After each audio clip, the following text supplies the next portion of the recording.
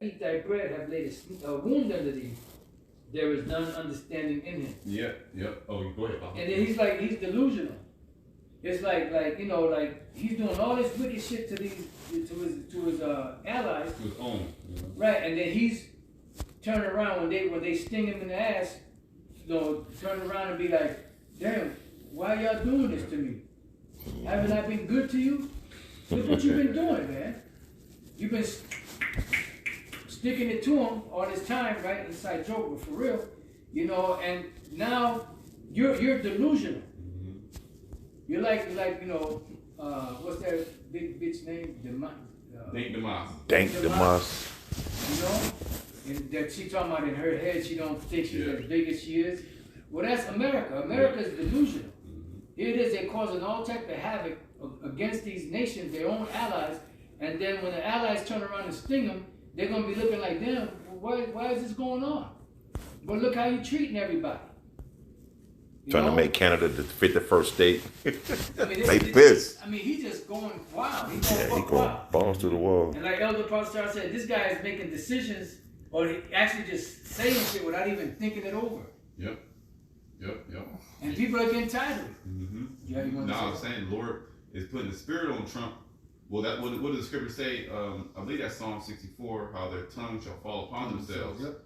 You get into character. He'll get into these actors. They'll get into character and they'll forget that they're in character, and they'll just keep It's like an active spirit that come upon them where they just speak and they can't get out of that character, because Trump is a character. He's an actor. Yeah, and that's why the international banking families put him in there, because he's unpredictable.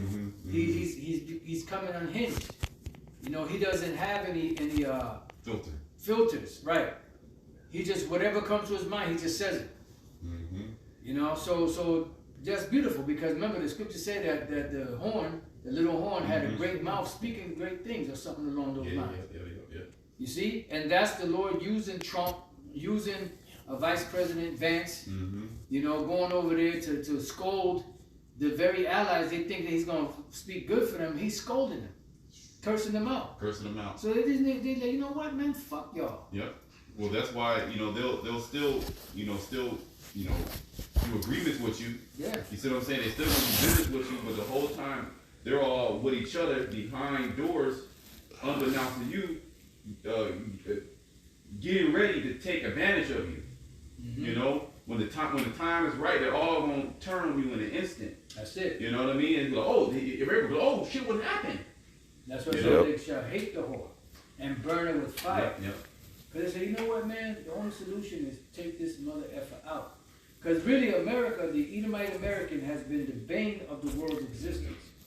They've been the main ones that's been causing havoc on the world. You have Britain and the Dutch and all of that. Yeah, but America right now is the one that's swinging that hammer, like March, Marty, which I believe March, because I know in Spanish martillo is hammer, martel in German is hammer.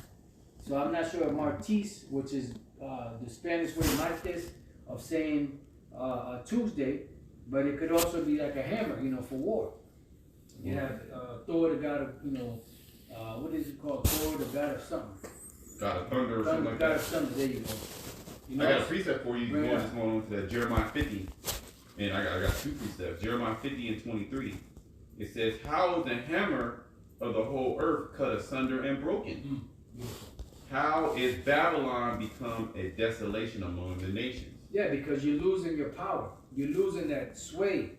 That's why it says, "He that smote the nations with a continuous stroke is persecuted and none hindereth."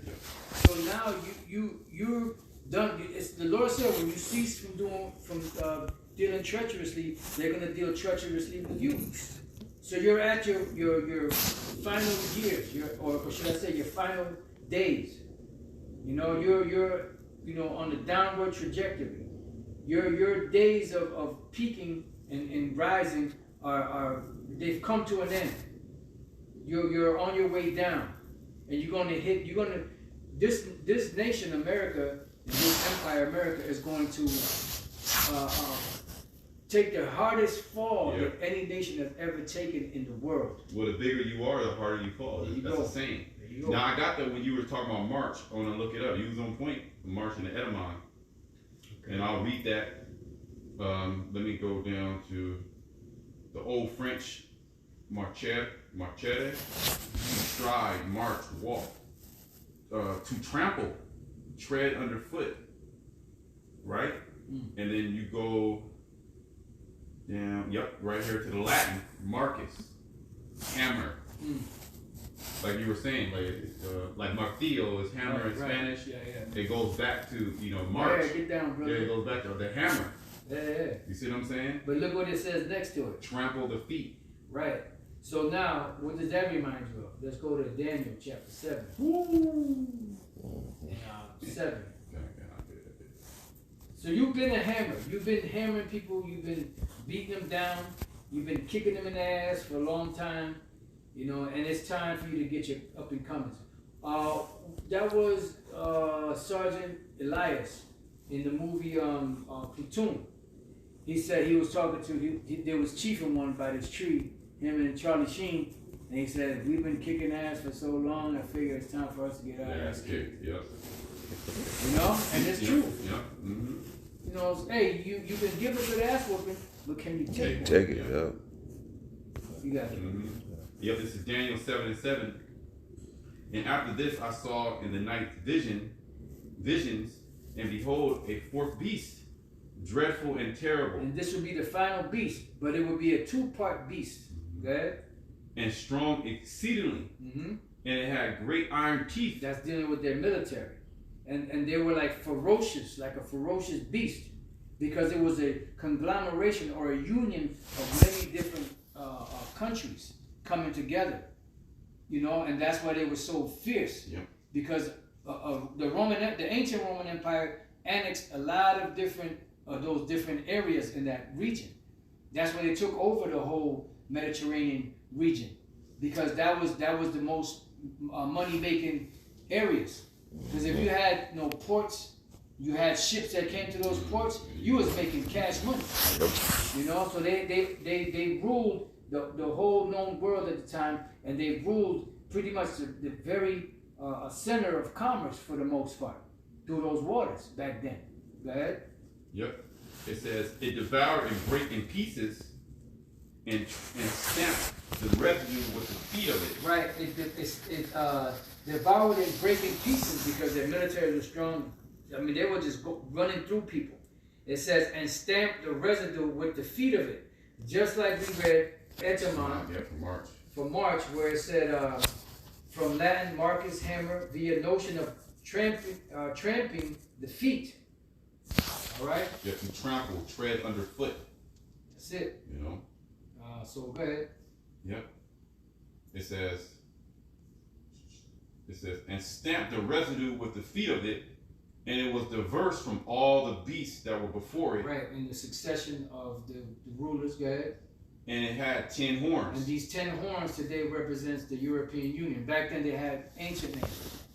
You had the Ostrogoths, you had the Visigoths, you had the Suevi, you had the Heruli, you had the Vandals, you had the Anglo-Saxon, you had the French, you had the Alemanni, you had the Suevi, and you had the Veruli or something like that. So it was like 10 ancient names that they had, but it was all of those different regions today. The world knows as so-called Europe. Go ahead. Yep. It says, and I considered the horns, and behold, there came up among them another little horn. And that's America. See, that's in Daniel the 7th chapter. That's a super deep mystery of the second part of the second leg of the Roman Empire, which Empire, to know about the Medieval Persian Empire, to know about the Greek. It's not in the Bible, but it is. It's just not under the name America. Mm-hmm. You just don't know because the mysteries ain't been revealed to you because you're a false prophet. Right. Go ahead. Before whom there were 3 of the first horns plucked up by the roots. Right, and if you know the history of America, you know that America had the War of Independence, which was against England, and that's where you have English-sounding names in America, in certain cities and towns and states. Then you had the Spanish-American War, which was fought between America and Spain, and that's where you have certain different states in America that have Spanish names. And then you had California, the California, right? San Francisco, Nevada. Yeah.